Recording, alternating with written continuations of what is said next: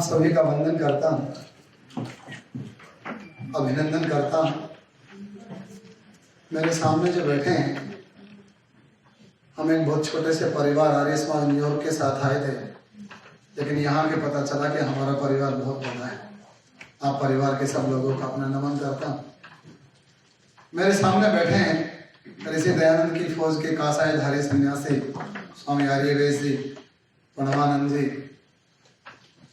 Doctor Dharmpal जी, विनय जी, जितने नाम लो उतने थोड़े हैं, आचार्य आशीष जी। मेरे साथ मंच पे हैं गुरुतुल्य डॉक्टर सोमदेव जी, बड़ा मीठा सा भजन सुनाने वाले हमारे मंत्री जी, जितेंद्र जी, शेखर जी, आधुनिक भीम कहे जाने वाले विश्वपाल जैन जी, और मुझ जैसे अनाथों को गुरुकुल परंपरा में सनाथ बनाने वाले स्वामी प्रणवानंद जी।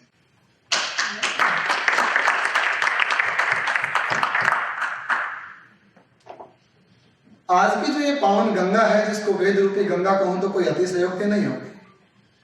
इस पावन गंगा में बैठे हुए निखरे हुए इतने मोती जो मेरे सामने बैठे हैं, सुबह से जिनको आपने मंच पे सुना और अब मुझे सुन रहे हैं, मैं बोलने वालों में सबसे छोटा हूं। मेरे बालों पे ना जाइए, मैं परिवार की परंपरा को निभा रहा हूं। वैसे मैं आयु में सबसे छोटा हूं जो बोल रहे हैं, इसलिए पहले ही कोई गलती हो जाए तो मुझे माफ करें। अब मैं अपने उद्बोधन की तरफ चलता हूं। आज की इस पावन पवित्र सुनहरी शाम में इतने सुंदर सुंदर चीजें सुनने के बाद मुझे लगा कि मैं आपके बीच में क्या कहूं। मैंने अपनी सारी हिम्मत को बटोर के आदरणीय विश्रुत जी ने जो व्यवस्था के तहत मुझे टॉपिक दिया, वैदिक value, holistic, universal and secular. वेदों का महत्व, उसकी समग्रता, उसकी सार्वभौमिकता और उसकी धर्मनिरपेक्षता।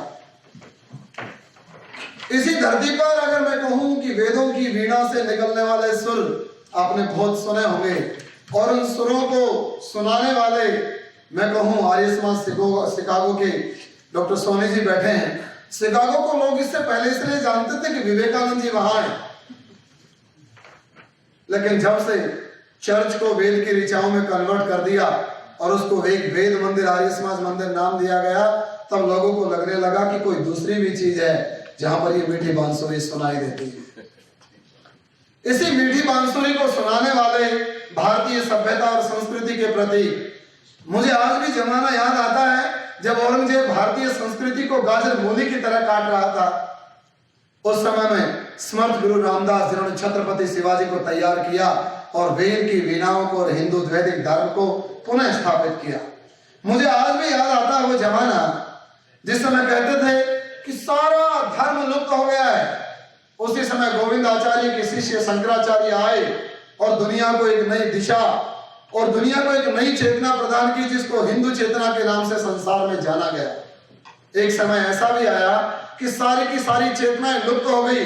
मुझे आज भी याद आता है एक राजा की बेटी बड़े प्यार से रास्ते के नीचे से जा रही थी और बड़े जोर से, संस्कृत का युग था, बड़े जोर से रोती हुई जा रही और चिल्ला रही थी, किम करोमि क्व गच्छामि को वेदानुदृश्यति।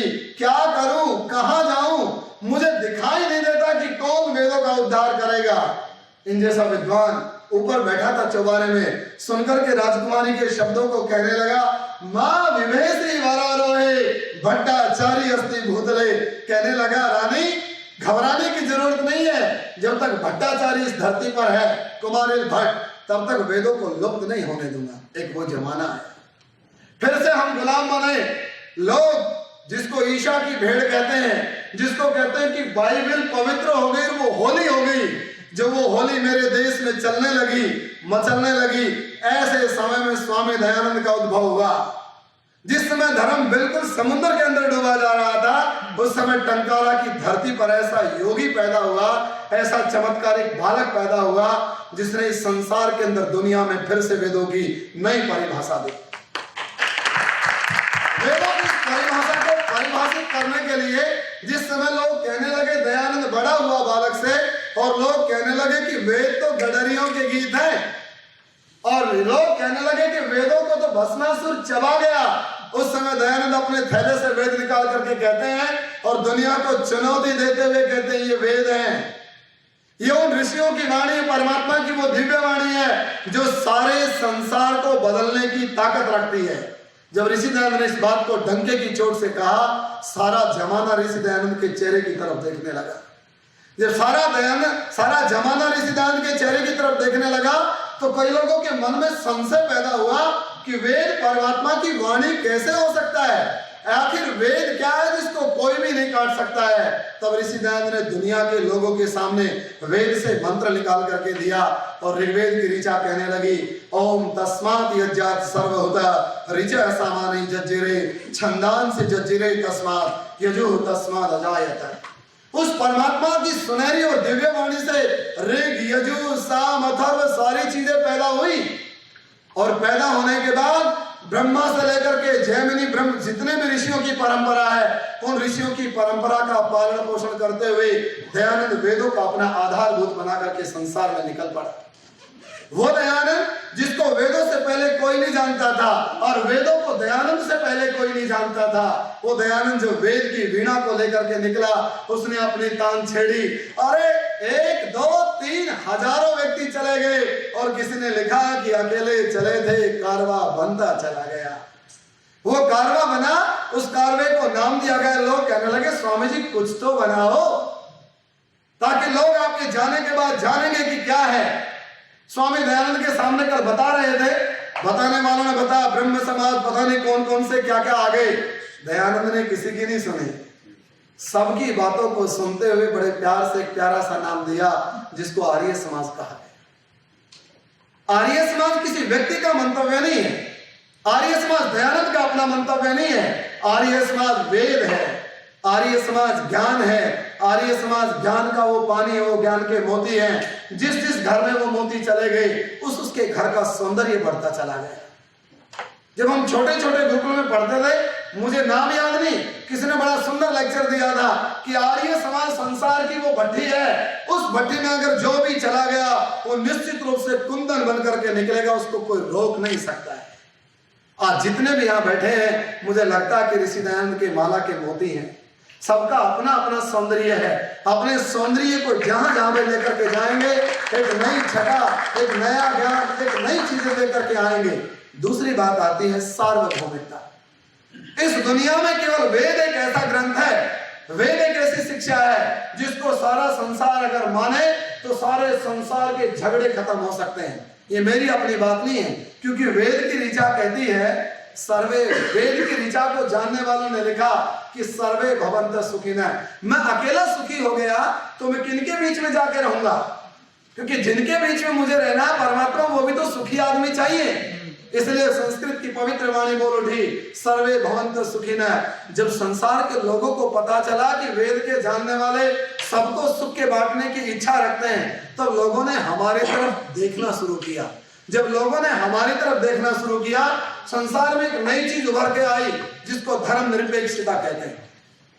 डॉक्टर चंदोरा ने बड़ी सुंदर बात उठाई थी, स्वामी श्रद्धानंद। धर्म निरपेक्षता का इससे बड़ा प्रमाण पूरी दुनिया में कहीं नहीं मिल सकता है। और वेद सच्चे हैं और वेद अच्छे हैं, ये अमरजीत की अपनी बात नहीं है, ये स्वामी श्रद्धानंद की बात है। अप्रैल 1914 जब श्रद्धानंद को बैठा करके जामा मस्जिद के पिलर पर ले जाया गया और स्वामी जी को कहा, लोग सुनना चाहते हैं, आप कुछ कहो।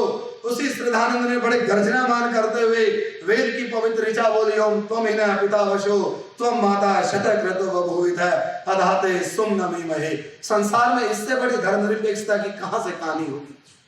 परमात्मा जिसको कोई किसी भी रूप में माने, अगर उसको कहते हैं तू पिता, तू मां और परमात्मा, मैं आज से आधातेन सुम्नमीमहे, मैं आज से सुखी होना चाहता हूं। क्यों?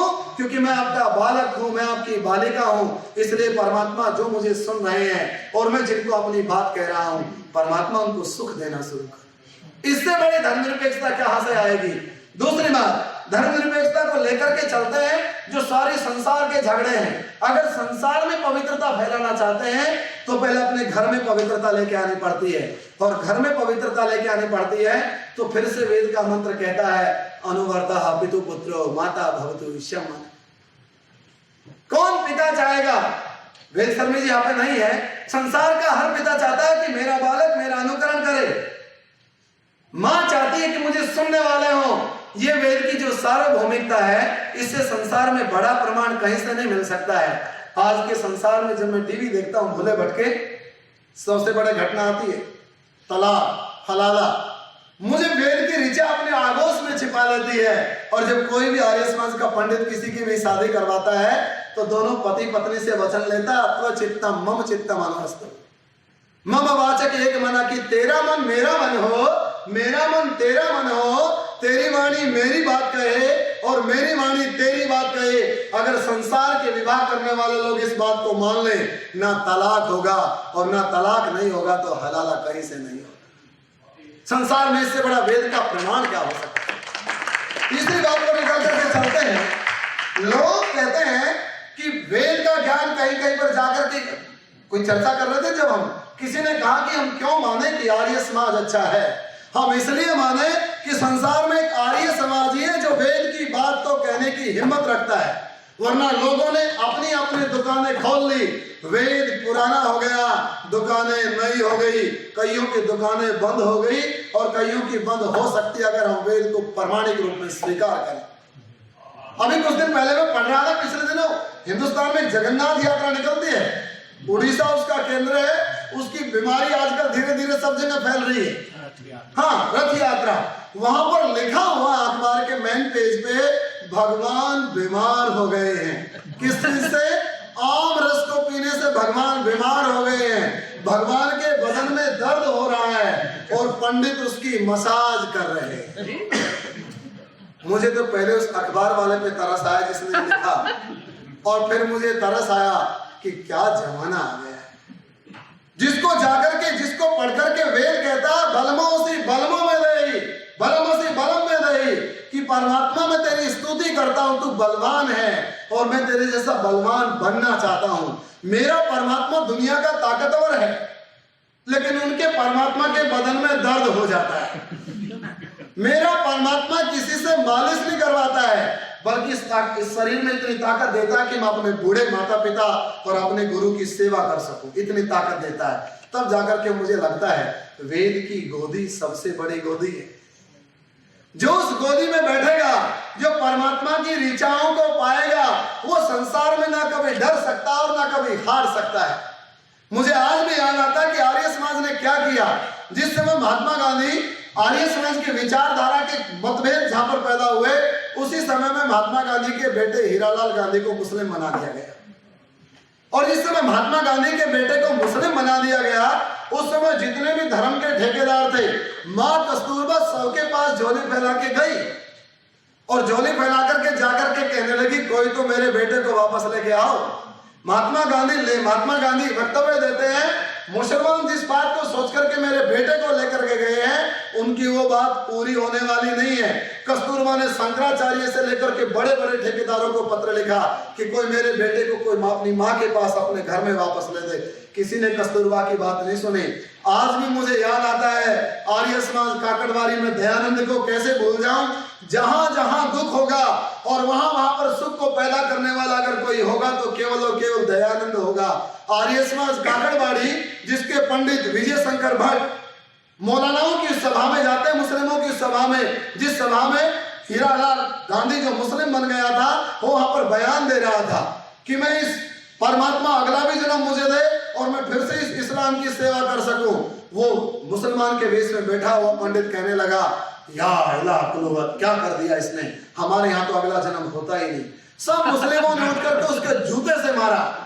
जिसको अखबार बढ़ा रहा था, सारे मुस्लिमों ने उसके जूते से मारा और मारने के बाद जब सब उसको छोड़ करके चले गए, विजय शंकर भट्ट उसके सिर पर हाथ फेरते हैं और कहते हैं, चल तेरी माँ ने तुझे वापस बुलाया।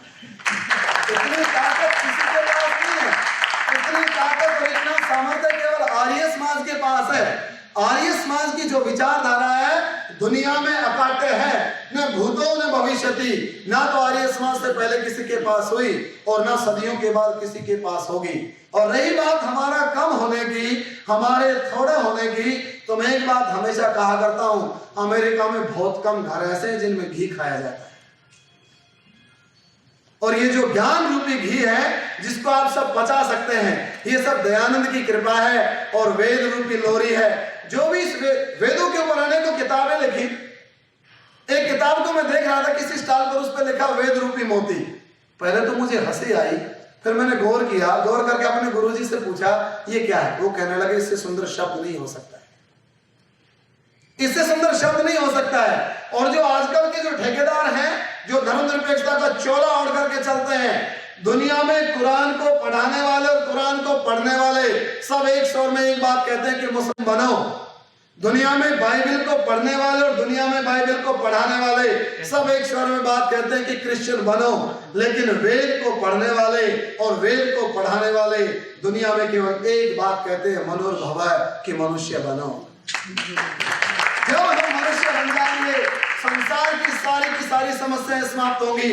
हम एक दूसरे से प्यार करेंगे, और जब हम एक दूसरे से प्यार करेंगे, कोई मेरी धर्मनिरपेक्षता पर कोई उंगली नहीं उठा सकता, क्योंकि मेरा जो चोला है वो चोला है। यहां पर जो भी आएगा, हिंदुस्तान में एक महिला है, उसका नाम है फरहाना ताज, मुस्लिम थी, वो हिंदू बनी, उसने बड़ी सुंदर पुस्तक लिखी, वेद वृक्ष की छाया तले। एक मुस्लिम महिला जब ये पुस्तक लिखती है, फरहाना ताज, वेद वृक्ष की छाया तले, तो मुझे एहसास होता है जब जब किसी को धर्म की गर्मी लगेगी, जब जब किसी को धर्म की चोट लगेगी, वेद रूपी वृक्ष की छाया के नीचे आएगा, सुस्ताएगा, और सुस्ताने के बाद जिस एनर्जी को लेकर के जाएगा, वहां पर केवल एक स्वर पैदा होगा जिसको कहेंगे कणवंतो विश्वमार्यम, कणवंतो विश्वमार्यम, कणवंतो विश्वमार्यम।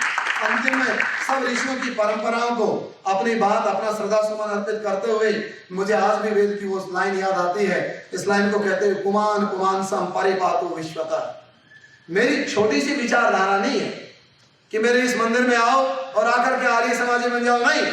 मुझे आज भी स्वामी श्रद्धानंद की वो घटना याद आती है, जिस समय जब वो मुंशीराम थे और स्वामी दयानंद का प्रवचन सुनने के बाद कहने लगे, स्वामी जी मैं आपकी सब बातों से सहमत हूं, लेकिन मैं कैसे मानूं कि परमात्मा है। स्वामी जी कहने लगे, मैंने कब कहा कि तू मान परमात्मा है। जिस दिन परमात्मा की कृपा हो जाएगी, उसी दिन तू अपने आप मानने लगेगा कि परमात्मा है, मेरे कहने की आवश्यकता नहीं पड़ेगी। इसी तरीके से ये आर्य समाज जो वेद रूपी नदी है, इस नदी में जो भी गोते लगाएगा, ये सत्य है कि हम दुनिया के किसी भी सागर में, किसी भी बीच पे चले जाएं, कुछ कंकर पत्थर कुछ लेकर के आएंगे, लेकिन जब भी हम वेद रूपी गंगा के पास जाएंगे, वहां से मोती ही मोती निकाल कर आएंगे। ऐसा मेरा वेद है, ऐसी मेरी गंगा है, ऐसा मेरा विष्णु है। और श्रद्धा सुमन की 4 पंक्तियां कि हाथों में बंदूक वेद की लेकर हरदम चलता हूं, कि हाथों में बंदूक वेद की लेकर हरदम चलता हूं, मंत्र गोलियों की बौछारें करता हुआ निकलता हूं, कि मंत्र गोलियों की बौछारें करता हुआ निकलता हूं। जिस पथ पर वैदिक लोग चले हैं, उस पथ का राही हूं। मैं तो स्वामी दयानंद की सेना का वीर बाका सिपाही हूं, स्वामी दयानंद की सेना का वीर बाका सिपाही।